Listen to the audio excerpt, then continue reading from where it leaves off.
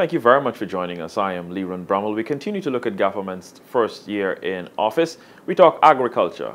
My guest is Minister of Agriculture, Zulfikar Mustapha. How are you, Minister? Very good, and thank you for inviting me on your program. This will be a very interesting few minutes that we will be talking about agriculture. Well, it's interesting. I usually like to start with a bit of an icebreaker. I know we always talk about the work the ministers are doing, but we never really look at the human aspect of the person who's leading this, and you're always out and on the ground. I mean, the last year has been hectic, coming at the time of a pandemic as well. From your personal opinion here, how have you coped over the last year? It had to have been tough. Very much, but as a politician, first of all, you're used to that, and you know my job before I became minister. I was a politician moving in different parts of the country in terms of doing things politically. Now I have taken up this new role, and we have to deliver goods and services to the people. And we recognize too, over the last 5 years prior to August of last year, that especially the agriculture sector, as Minister of Agriculture, I recognize that this sector was on a downward spiral. People were farmers, ordinary farmers. They lost hope. When you go around, my first visit to various parts of the country, you could see the hopelessness in people's face. When you go, people were saying that, look, they were doing farming for a number of years, and still they can't have enough to put bread and butter on the table for the children and family. So these are the things when I took over. The passion was in me to ensure that we move this sector, because this sector is a sector that is capable of bringing us wealth, create jobs, but more importantly, create food security for us. And in Guyana have this tradition and history of being one of the most producing country in the Caribbean in terms of agriculture outputs. But as I said, that when I took over, we have seen a decline, because almost in all the sectors in the agriculture that falls within the agriculture sector, we have seen budgetary allocation was very limited or was non-existent. So that pushed me to ensure that we move and work with the people to form a partnership to move this sector forward. And today, after 1 year, I can safely say that we are moving rapidly. I want to acknowledge the support of His Excellency, the President. I want to acknowledge his input in this sector and his interest also in pushing this sector forward. You know for a fact now, and I want to mention it from the beginning, that Guyana has once again taken up its rightful place in CARICOM, where our President is the lead on agriculture and agriculture matters in the Caribbean. And today Guyana is heading the task force to advance the agri-food system in the Caribbean. So we are moving rapidly, and I think that we have made a lot of stride over the last year. So we're going back to have that title as being the breadbasket of the Caribbean. Definitely. Minister, there's so many things that fall under you, so many things we can talk about. Let's look at some of the major things that you have gotten involved with in the first year. 𝐎𝐍𝐄, you've got drainage, you've got irrigation.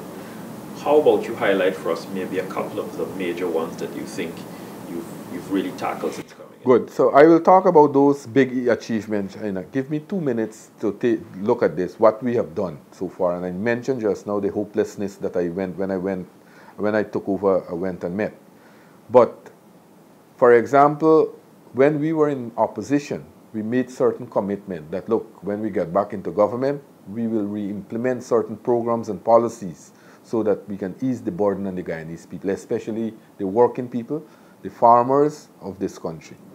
So we know for a fact that the previous administration would have increased DNI, land rental and DNI charges by almost 6,000%.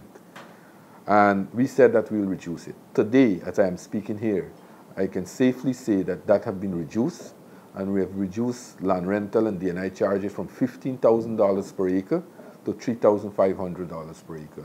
So farmers today, without giving them money directly from the government, they are saving, or they are getting in their pockets, remaining now, $11,500 on each acre that they farm.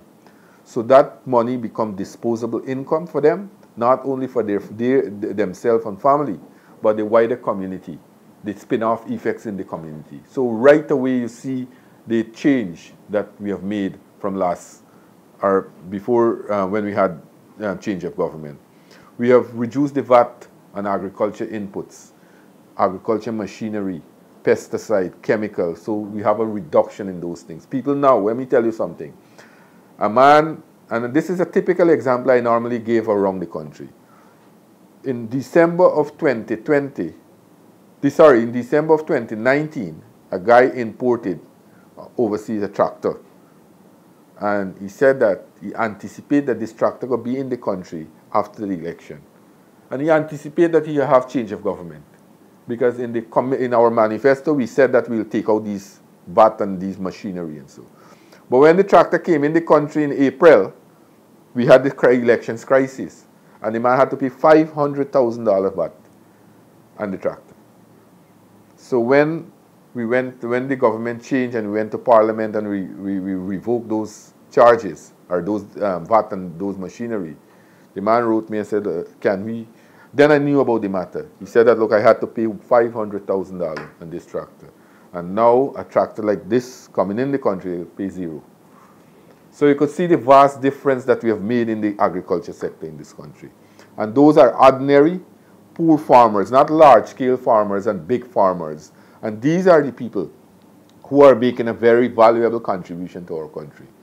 So I know time is going, but these are things, these are stories we have to talk about. People lose their entire household, they what you call it, use their properties for collaterals. They didn't have money to recoup that because they went to the bank, the crop was lost, inputs in the agriculture sector was high, they didn't make any profit. When I came as Minister of Agriculture, I had to had discussion with a number of financial institutions that they have to reschedule these people, which they took before 2020. So these are the things that we have been working on. Coming back to 𝐍𝐄 now, 𝐍𝐄 is one of the success stories. And when we said, and especially the Vice President at that time, he was talking about reopening 𝐍𝐄, and then we had this consultation to craft our manifesto, and we said we will reopen 𝐍𝐄. Many persons said that we were making elections promises and political promises. I am happy to say that as I am speaking here today, after 1 year in office, we are on the verge of advancing this process more now. We have already employed close to about 1,400 workers that were severed by the former government. These estates will be opening a phased approach. We are working, pushing for Rosal to be the #1 estate. Only yesterday, they had a recruitment drive at Rosal, and many persons who would have lost their job prior to the reopening of the estate are once again employed.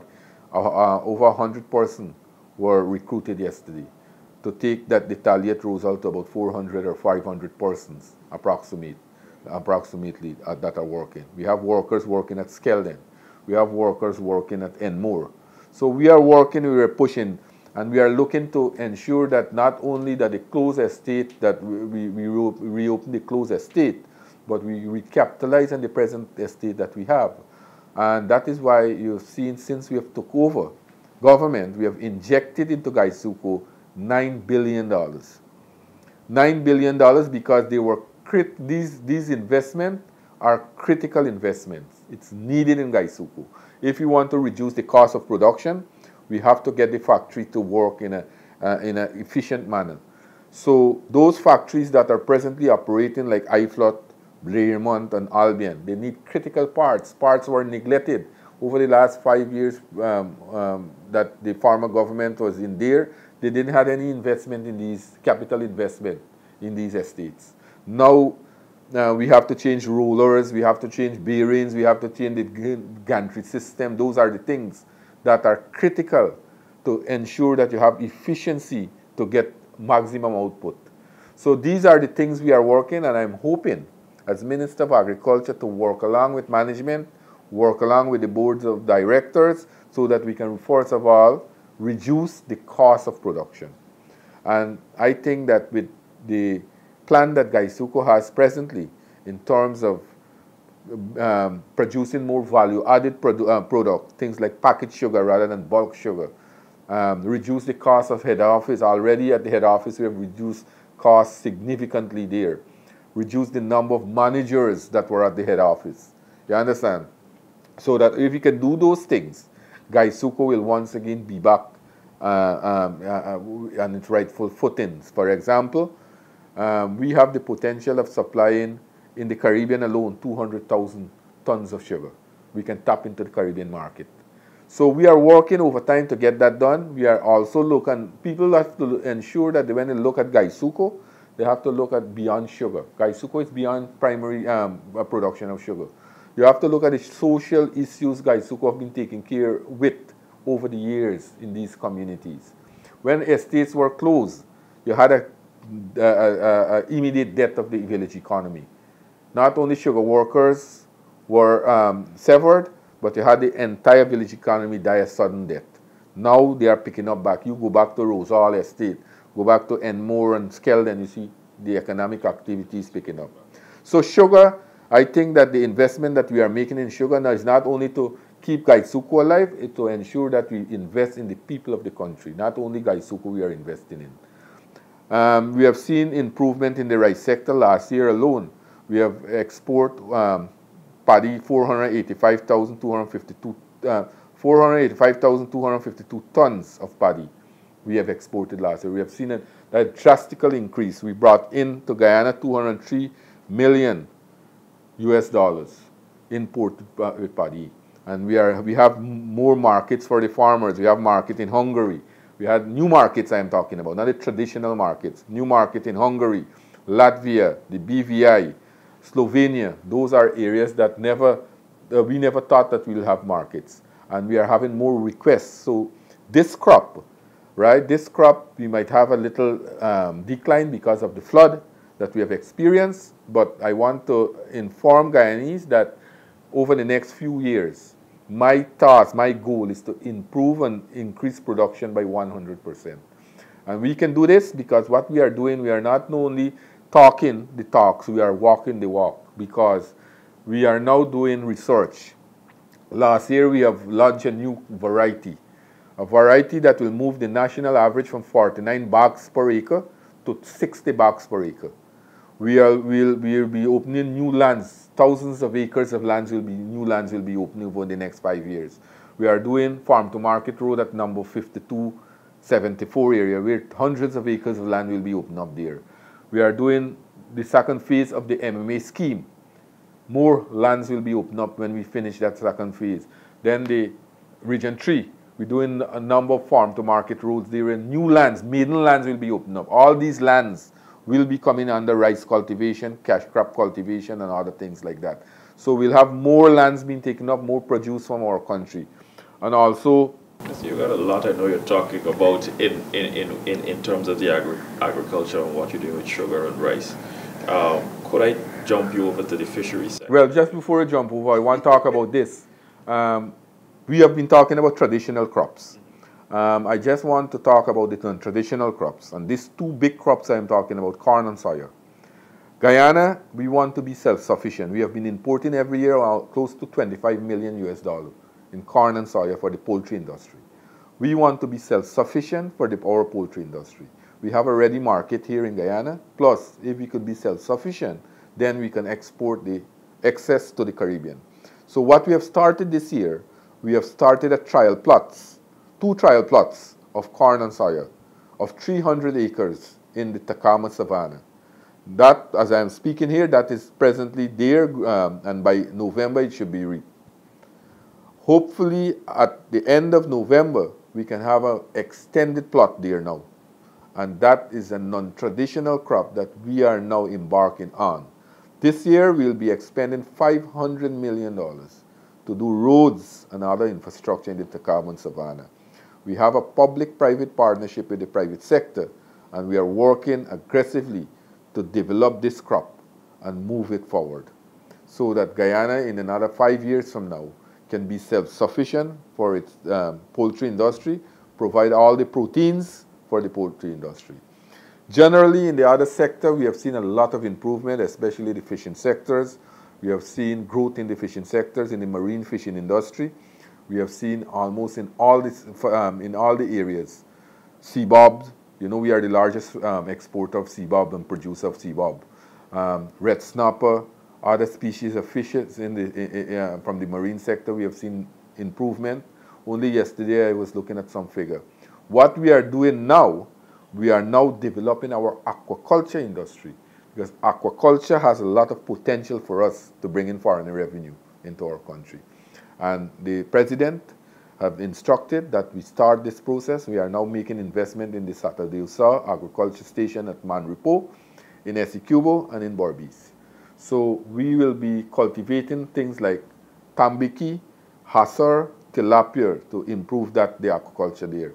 And also what we'll be doing, now as I am speaking here, we have started this process already, where we will be working with the brackish water shrimp to develop that industry. That industry has a lot of potential also to create jobs in rural communities and to bring in foreign exchange.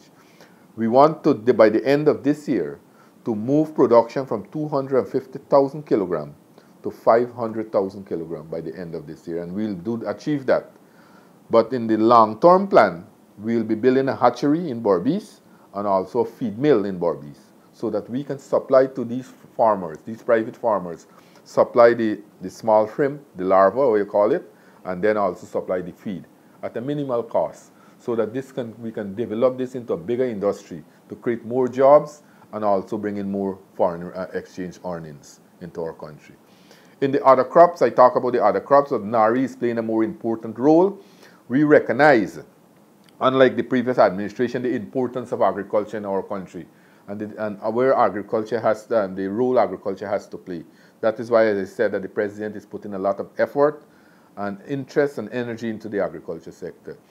NARI, we want farmers, and we are working with them to do agriculture in a smarter way. We have seen the flood that we have experienced over the last 2 months. We have seen what climate change can done to our country. So that is why now we are procuring these shade house materials. We are selling it at a very minimal cost to farmers. I am having our extension officers and work with them to set up these shade houses around the country so that they can do agriculture in a more smarter way and avoid these kind of heavy flooding and climate change that are taking place. You touched on something very important, and it segues into two. I want to ask you about the plan for drainage infrastructure, and infrastructure, roads and stuff. And at the same time, you spoke about the flood that affected so many of us, so many of our citizens in the month of May that we're still addressing.